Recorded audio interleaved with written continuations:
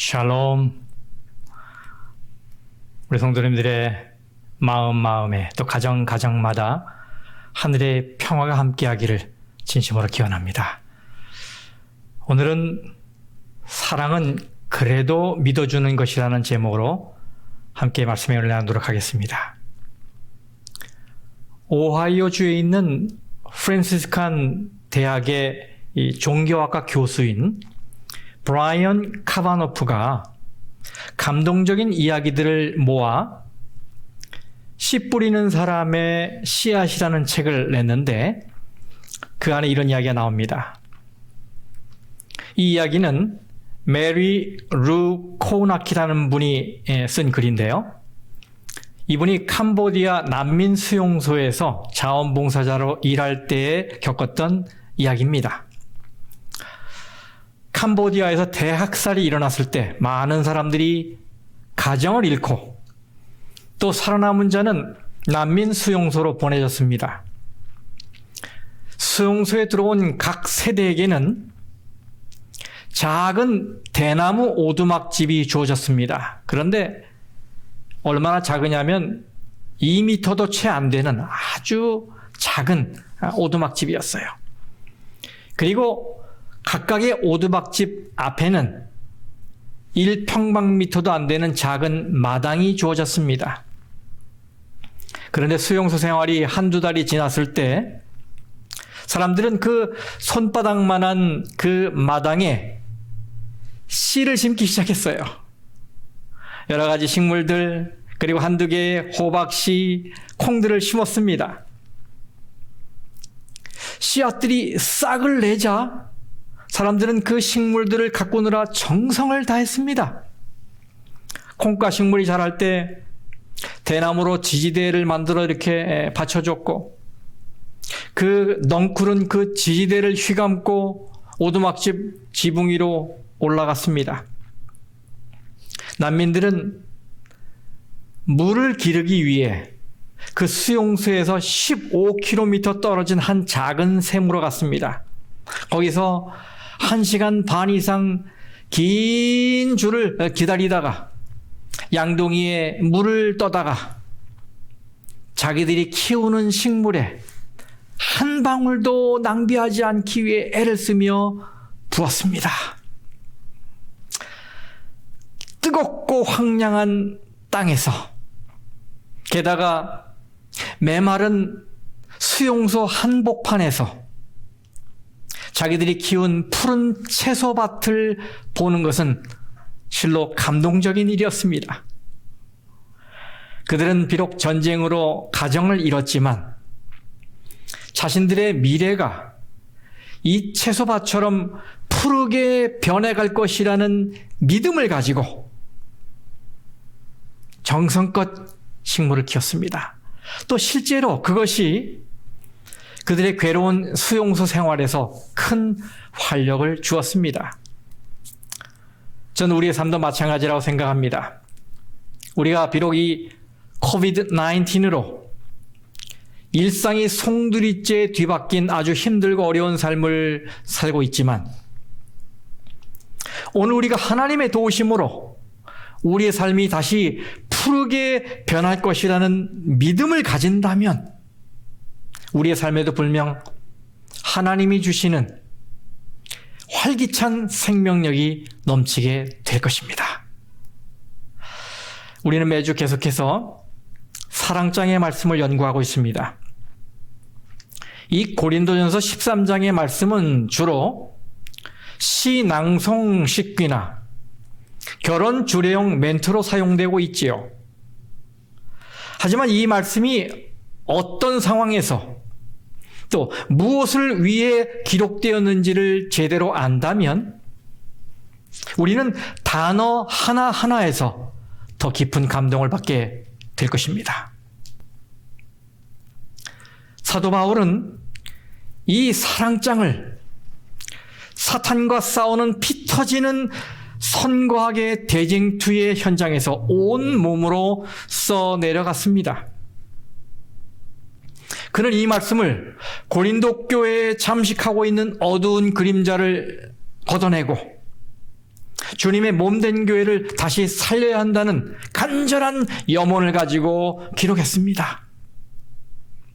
그리고 성도들 간에 서로 싸우고 서로 등을 돌리고 있다는 안타까운 이 단절 소식을 들으며 허리가 끊어지는 아픔을 느끼면서 그들을 하나로 연합시켜야 한다는 절박한 심정으로 기록한 것입니다. 그러므로 사랑의 특성 하나하나는 그저 단순한 감상용 로맨틱한 단어들이 아니라 우리가 안고 있는 삶의 문제의 해답인 것입니다. 사도 바울은 자신이 다른 선교지로 떠난 이후에 자신이 사랑으로 세운 이 고린도 교회가 사탄이 뿌려놓은 가라지 때문에 망가져가고 있다는 소식을 듣고 당혹스러워했습니다.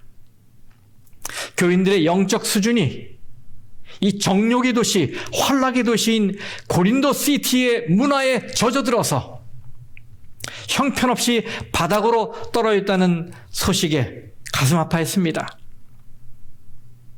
그는 교인들이 아볼로파니, 게바파니, 바울파니 하면서 서로 파당을 짓고 싸우고 있고 세상 법정에 서로 소송을 내걸고 또 성령의 은사를 무슨 높고 낮음의 계급인 양 우열을 가리고 있었어요. 이렇게 망가져가는 고린도 교인들을 처음 믿음으로 회복시키기 위해 제시한 해결책이 바로 아가페 사랑인 것입니다. 그러므로 우리가 매주 다루고 있는 이 사랑의 말씀은 달콤한 낭만적 식기가 아니라 문제 해답서예요. 그래서 만일 우리가 오늘 이 사랑을 실천하게 되면 우리 자신이 안고 있는 문제들, 우리 가정이 처해 있는 어떤 문제의 상황들, 그리고 이웃과의 관계에서 고민하고 있는 문제들, 이런 문제들이 해결되는 기쁨을 맛보게 될 것입니다. 자, 오늘도 은혜로운 사랑장의 말씀을 읽어보겠습니다.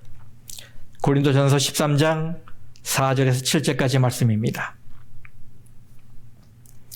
사랑은 오래 참고 사랑은 온유하며 시기하지 아니하며 사랑은 자랑하지 아니하며 교만하지 아니하며 무례히 행하지 아니하며 자기의 유익을 구하지 아니하며 성내지 아니하며 악한 것을 생각하지 아니하며 불의를 기뻐하지 아니하며 진리와 함께 기뻐하고 모든 것을 참으며 모든 것을 믿으며 모든 것을 바라며 모든 것을 견디느니라. 아멘. 여러분, 우리 함께 좀 따라해 보실까요? 사랑은 모든 것을 믿는 것이다. 네, 그렇습니다. 사랑은 모든 것을 믿는 것입니다. 우리가 그 전에 사랑은 모든 것을 참으며에 대해 살펴보았지요. 이 말씀은 사랑은 모든 허물을 덮어준다는 의미인 것을 알게 되었어요. 그런데 오늘 말씀은 조금 더 적극적인 의미로 단순히 죄와 허물을 덮어주는 것에 그치지 않고 부족하더라도 앞으로 나아질 것을 기대하며 믿는 것을 말하는 것입니다. 여기 믿는다는 말을 헬라어로 피스티오라고 하는데요. 헬라어 성경을 라틴어로 번역한 이 제롬의 볼게이 성경에는 이 단어가 라틴어로 나는 믿는다라는 뜻의 크레도로 되어 있어요. 크레도. 근데 이 크레도는 심장이라는 말과 바치다라는 말이 합쳐진 합성어입니다. 그래서 라틴어로 믿음은 뭐냐? 바로 심장을 내어주는 것이다, 이 말이에요. 내가 누구를 믿는다는 건 내 심장을 내어주는 것을 말하는 것입니다. 그런데 이 라틴어의 크레도는 우리말의 그래도를 연상시키잖아요. 그래도 아무리 허물이 크고 실수가 많고 못된 짓을 하고 나에게 손해를 끼친다 해도 그래도 믿어주는 것, 그것이 사랑이란 말이에요. 그렇습니다. 사랑은 그래도 믿어주는 것입니다. 이 말은 우리가 남의 말에 잘 속아야 한다는 말이 아닙니다. 잘 사기를 당해야 한다는 말이 아닙니다. 여러분, 속는 것과 속아주는 것은 다르지요. 속는 건 어리석은 일이지만 속아주는 건 지혜로운 일입니다. 속는 건 무능해서이지만 속아주는 건 사랑해서입니다. 상대가 이 속이 빤히 들여다 보이는 부족함이 있어도 엄지를 지켜 세우며 신뢰를 보내는 것, 그게 바로 사랑이란 말이에요. 이 믿어준다는 건 참 중요합니다. 여러분, 음악의 신동이라고 하는 이 모차르트의 오페라 중에 코시 fan tute라는 오페라가 있어요. 이 말의 뜻은 여자는 다 그래라는 의미입니다. 이 말에 남자분들은 고개를 끄덕이고 여자분들은 화를 낼지 모르겠어요. 하지만 반대로 남자에게도 적용될 수 있는 그런 제목이지요. 이 오페라는 그렇고 그런 이야기지만 인간의 본성에 대해서 날카로운 질문을 던지기 때문에 관객들은 당황해합니다. 그리고 자신들이 가지고 있는 정조관념에 대해서 다시 한번 깊이 생각하게 되는 계기가 되는 거예요. 이 오페라의 배경은 이탈리아의 나폴리입니다. 거기에 두 자매가 나오고 그들과 서로 미래를 약속한 약혼자 장교 두 사람이 등장합니다. 어느 날 이 두 장교는 친구 철학자와 수다를 떨다가 뜬금없이 내기를 합니다. 무슨 내기인가 하면 서로 변장을 하고 애인을 바꿔서 유혹해서 그들이 넘어오는지 안 넘어오는지 테스트해보자, 이런 거였어요. 그래서 이 두 장교는 거짓말로 갑자기 배를 타고 전쟁터에 나가게 됐다고 하면서 통보를 한 후 떠났어요. 그리고 먼 동쪽 나라에 이 돈 많은 귀족으로 변장을 해서 다시 나타났습니다. 그리고는 파트너를 바꿔서 유혹을 합니다. 그래서 처음에는 이 두 자매가 아주 단호하게 거부했어요. 그런데 끈질긴 구애를 견디지 못하고 마음이 흔들려서 결국은 마음을 주게 됩니다. 그리고는 그들과 결혼식을 거행하게 돼요. 근데 결혼 서약을 하는 바로 그 찰나에 저 멀리서 군대의 개선 합창 소리가 들립니다. 바로 옛 애인이 돌아온 거예요. 이 두 자매는 어쩔 줄 몰라 당황해합니다. 그리고 이 귀족 그 두 외국인은 숨는 척 하다가 변장을 지우고 다시 그 두 장교의 모습으로 나타나서 이 모든 일이 다 꿈인 일이었다고 이야기를 합니다.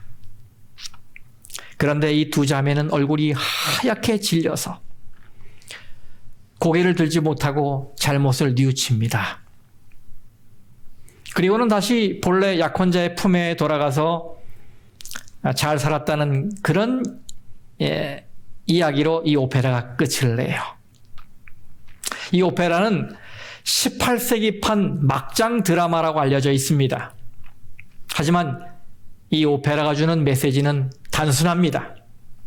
그것은 사랑은 시험하는 것이 아니라 믿어주는 것이다, 이것입니다.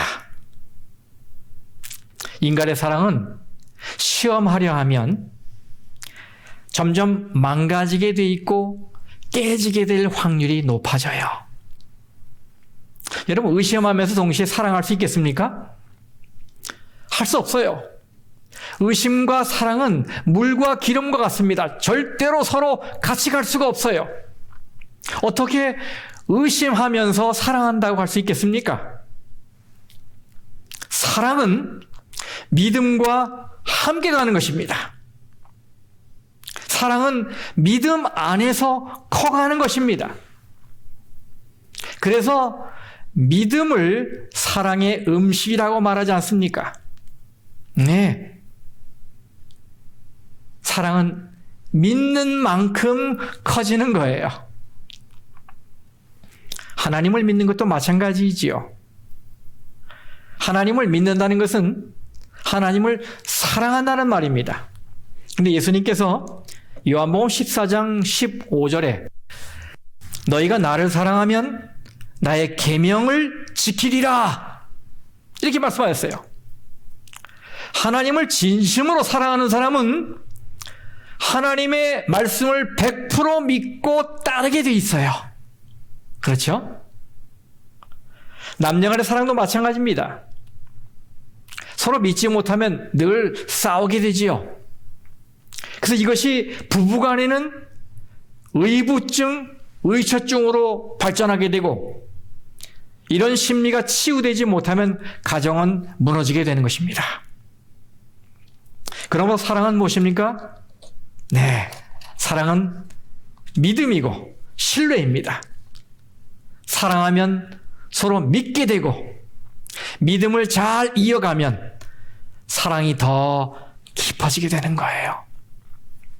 여러분, 이 세상에서 믿어주기를 가장 잘하는 사람이 누군지 아십니까? 네, 여러분이 짐작하셨겠지만 어머니들입니다.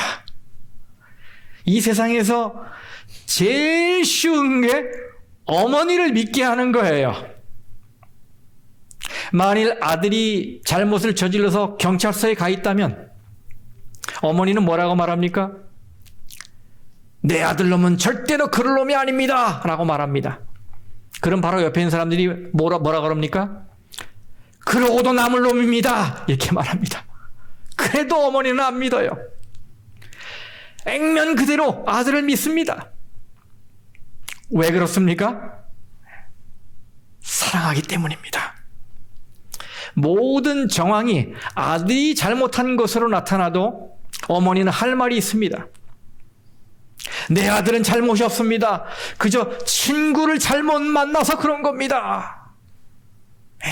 끝까지 믿어주는 겁니다. 이런 사랑은 불신자 남편을 두고 그를 위해 불철주야 기도하는 아내의 모습에서도 발견됩니다. 누가 보아도 그 남편이 믿음을 가질 가능성이 없어 보여도 이 아내는 눈물로 간절하게 하나님께 기도합니다. 이 남편이 하나님께로 돌아올 거라는 믿음을 가지고 기도합니다. 이 아내의 믿음은 무엇입니까? 사랑입니다. 사랑은 그래도 믿어주는 것이기 때문에 그렇습니다. 성도 여러분, 여러분의 배우자나 자녀가 아직 주님께로 돌아오지 못했고 혹은 떠나 있습니까? 그들이 돌아올 것을 믿고 하나님께 기도하시기 바랍니다. 절대로 포기하지 마시고 기도하시기 바랍니다.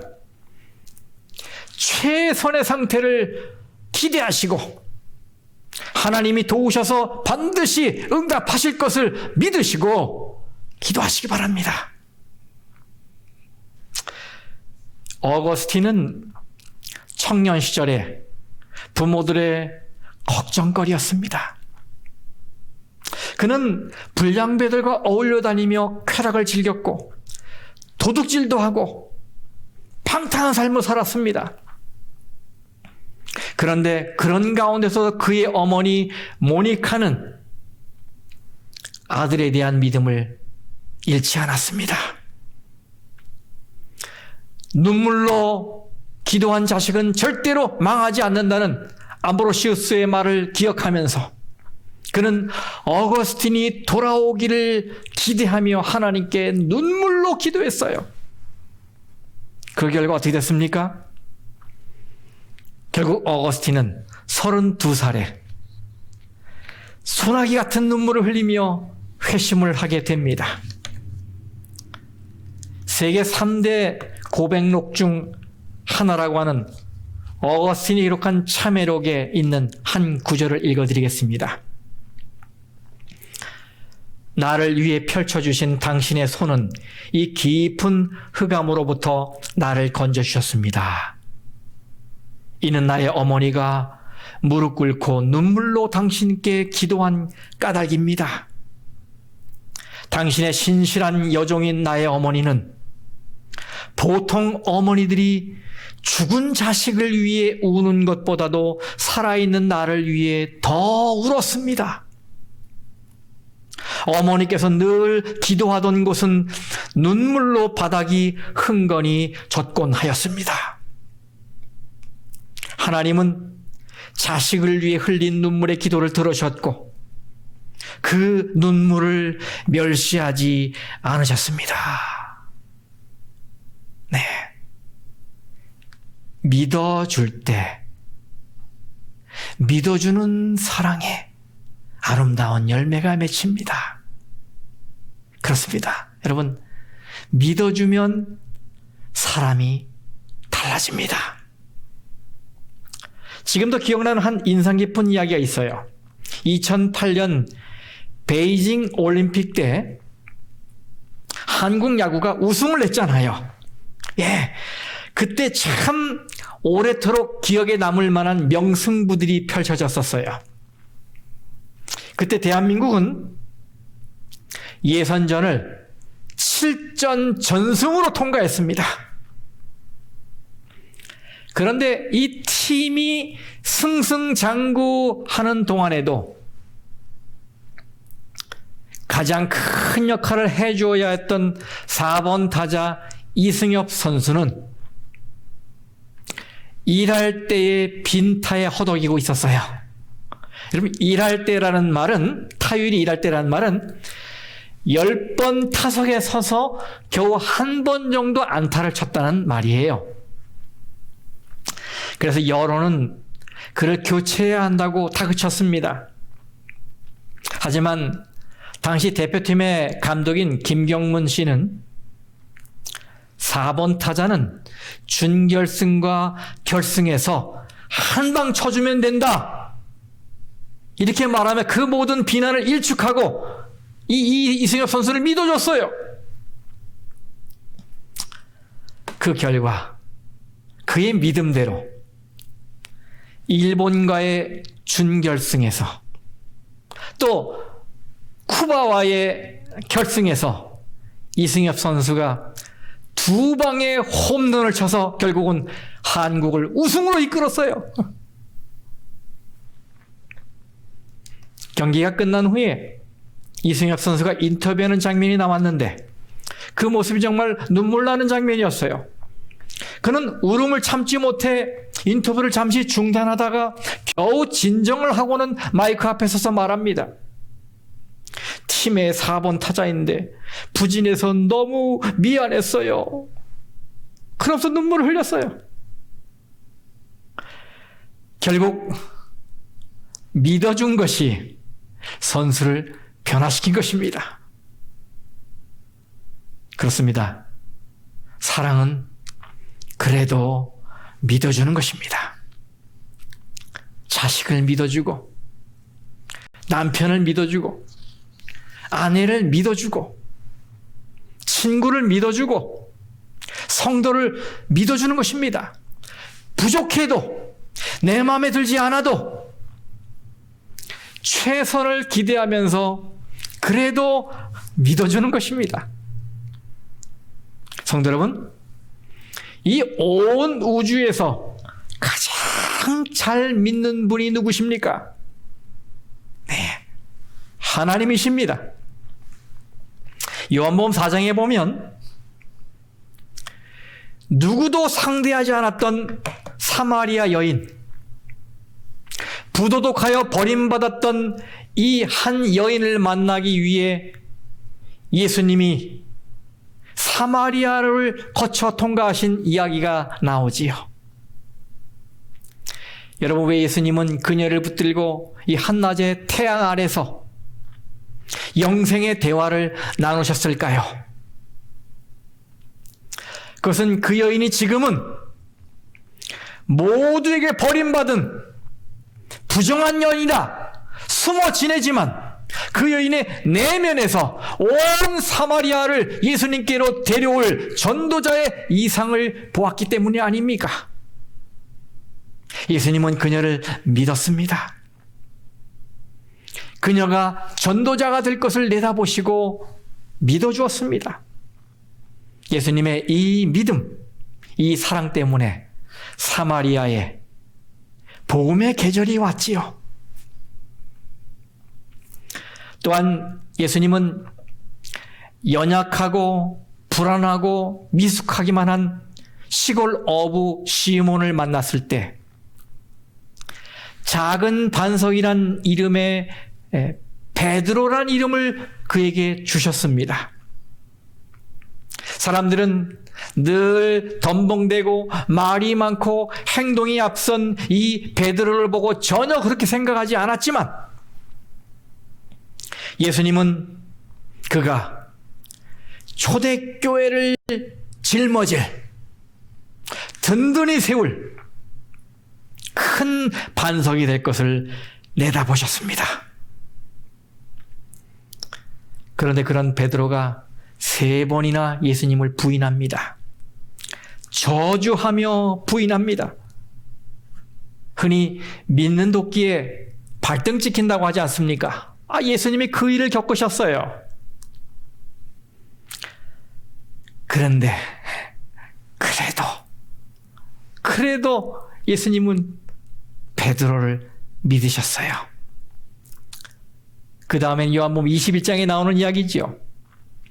예수님은 부활 후에 제자들과 베드로를 만나기 위해 갈릴리 바닷가로 달려가셨습니다. 숯불가에서 예수님을 대면한 베드로는 얼굴을 들 수가 없었습니다. 그때 예수님은 너 왜 날 부인했냐? 왜 저주하며 욕했냐? 왜 그렇게 말과 행동이 다르냐며 다그치실 만도 했는데 그렇게 하지 않으셨습니다. 그저 그에게 하신 질문은 이것이었어요.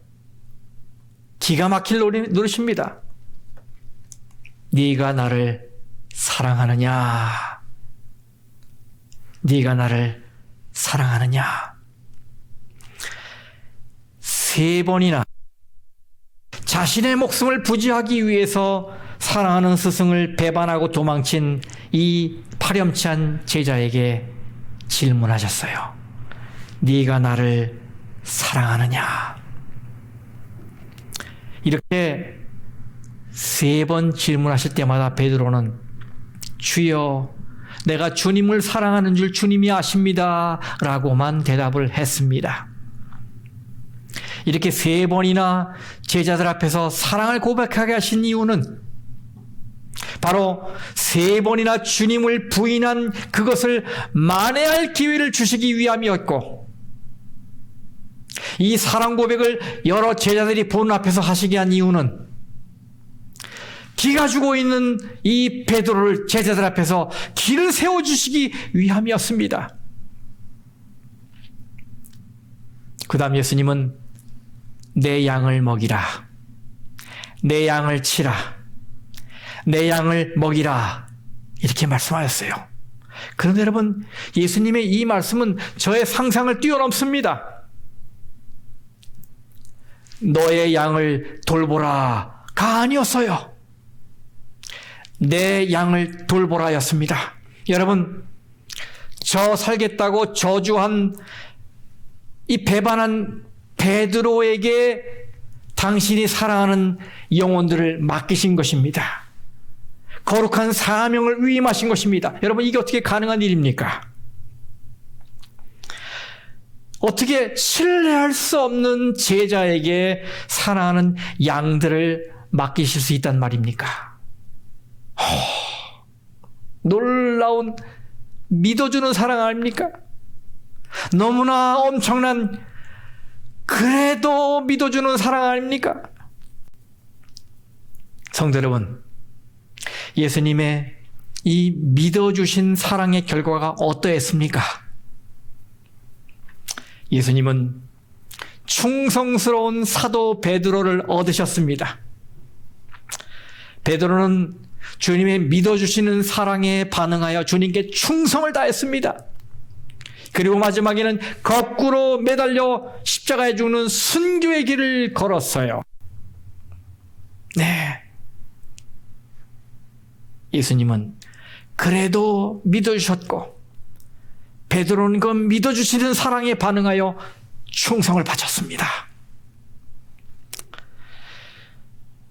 사마리아 여인을 믿어주신 예수님, 베드로를 끝까지 믿어주신 예수님은 오늘도 저와 여러분을 믿어주십니다. 예수님은 오늘도 상한 갈대와 같은 우리를 꺾지 않으시고 꺼져가는 심지와 같은 우리를 끄지 않으시고 믿어주십니다. 예수님은 오늘도 우리를 믿어주십니다. 우리를 얻는 큰 기쁨을 기대하시면서 여전히 우리에게 사랑을 베푸십니다. 우리가 그렇게 주님을 자주 실망시켰는데도, 우리가 그렇게 주님을 등지고 도망쳤는데도, 우리가 그렇게 주님의 손을 뿌리치고 세상으로 달려갔는데도, 그래도 우리를 믿어주시고 사랑을 베풀어 주시는 것입니다. 여러분 감사하십니까? 네. 그렇다면, 그런 믿어주시는 사랑을 받은 것을 감사한다면 우리도 오늘부터 이웃들에게 그런 믿어주시는 사랑을 베풀게 되기를 간절히 바랍니다. 왜 그래야 합니까? 그것은 우리 주님께서 우리를 믿어주시는 사랑으로 사랑하셨기 때문이고 그렇게 하라고 말씀하셨기 때문입니다. 우리가 믿어주는 사랑을 이웃들에게 베풀어야 할 이유는 그들이 그럴 만한 자격이 있어서가 아니라 우리 주님이 나를 그렇게 해 주셨기 때문에 그 은혜에 대한 반응으로 하는 것입니다. 때로는 믿어준다는 것이 모험일 때가 있지요. 그러나 그것이 진실한 사랑에 기초한 믿음이라면 우리는 그 모험을 통해 사람을 얻게 될 것입니다. 그 모험을 잘 감수하면 사람이 변화되는 모습을 반드시 목격하게 될 것입니다. 또 다시 실망한다 해도 여러분 믿음을 보여주시기 바랍니다. 그것은 그가 정말 믿을 수 있는 존재이기 때문이 아니라 하나님이 그를 사랑하라고 하셨기 때문입니다. 성도 여러분, 오늘 이 말씀을 잘 기억하시고 그래도 믿어주는 사랑을 실천해서 사람을 얻는 축복을 누리시게 되길 간절히 바랍니다. 기억하십시오. 사랑은 그래도 믿어주는 것입니다. 말씀을 마치겠습니다.